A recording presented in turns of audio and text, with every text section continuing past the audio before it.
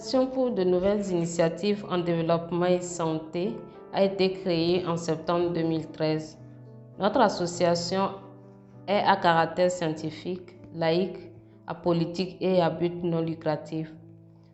Nous sommes composés d'activistes majoritairement de femmes, de jeunes filles et d'adolescents, tous au profil pluridisciplinaire. Tous nos membres sont engagés dans la promotion et la protection des droits socio-sanitaires des plus vulnérables et des personnes marginalisées et souhaitent par la sensibilisation, la formation et le plaidoyer participer au bien-être des personnes marginalisées dans une approche de travail collaboratif et axée sur les droits humains.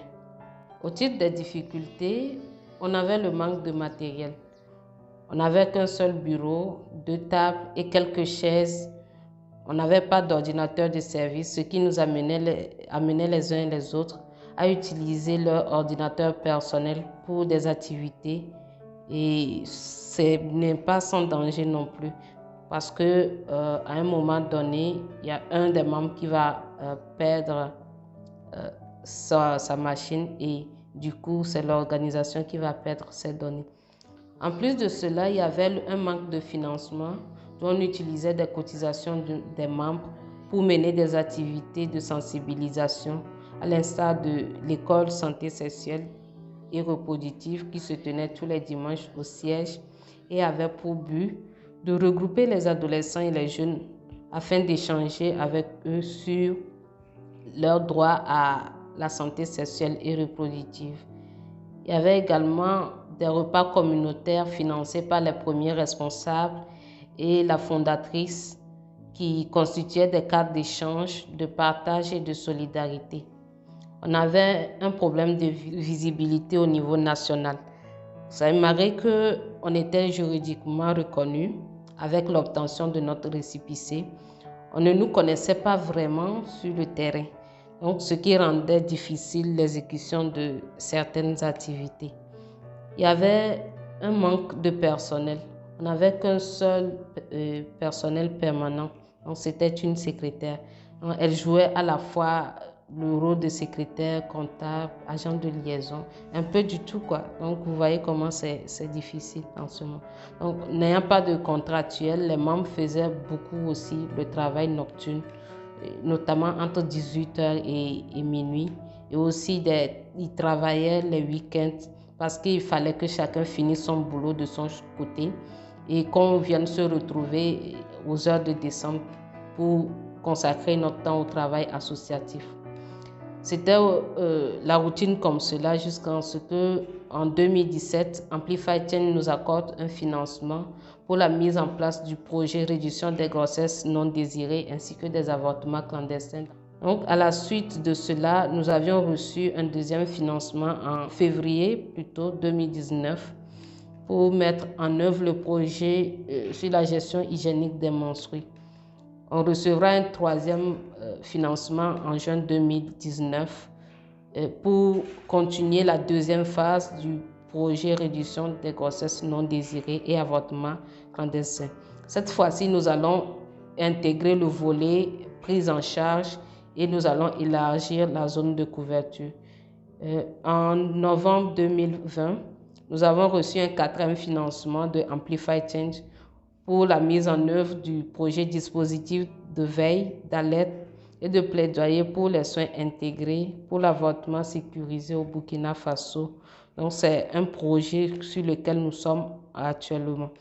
Il faut dire que tous ces projets de Amplify Change nous ont permis d'avoir près d'une dizaine de personnels permanents, d'élargir nos zones d'intervention, de déménager pour avoir un siège un peu plus grand. En fait, avant, on avait un siège tellement restreint, d'acquérir une moto de service, d'avoir aussi du matériel, notamment des ordinateurs de service, avoir des bureaux et des outils de communication, une imprimante, un projecteur, un appareil photo, de doter les animateurs de téléphones portables pour la collecte des données sur le terrain, pour ne citer que cela.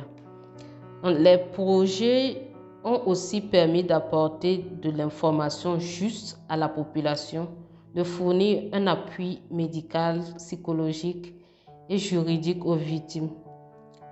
Nous avons pu aussi élaborer un plan stratégique et bien d'autres documents stratégiques de l'Organisation pour de nouvelles initiatives en développement et santé.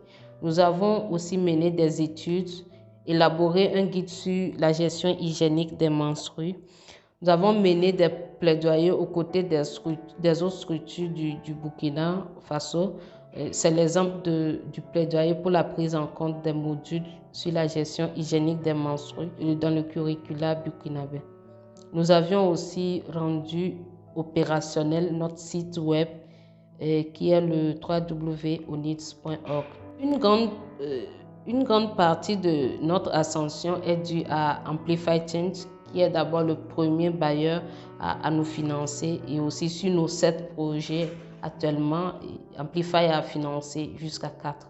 Donc, Amplify Change est un bailleur qui capacite les petites organisations. Donc, à travers ces subventions, nous avons créé de l'emploi, actuellement une dizaine de permanents et près d'une 50aine de volontaires. Donc, Amplify Change n'a pas hésité à nous recommander à d'autres bailleurs tels que Safe Abortion Action Fund et African Women Development Fund. Donc, avec African Women Development Fund, par exemple, notre visibilité dans le Centre-Est s'est accrue à travers le projet Réduction des violences faites aux femmes et aux filles, ce qui nous a permis d'être des acteurs incontournables dans le Centre-Est. Nous prenons part à tous les cadres de concertation régionale du Centre-Est en lien avec la thématique. Nous sommes aussi membres du sous-cluster violences basées sur les genres. Nous participons aux rencontres trimestrielles des acteurs intervenants dans la lutte contre les violences.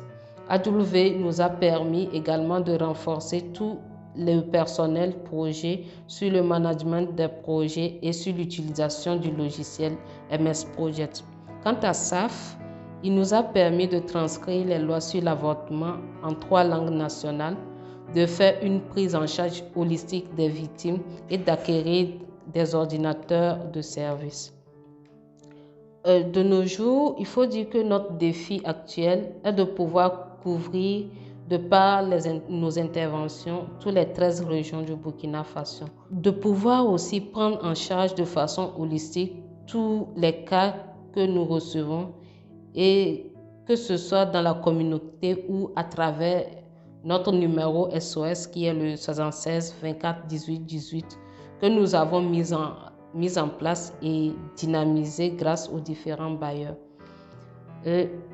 Un autre défi, c'est de pouvoir aussi mobiliser des ressources pour une seconde phase du projet gestion hygiénique des menstrues parce que la demande est toujours très forte. Et aussi mobiliser des ressources pour l'insertion socio-économique des victimes.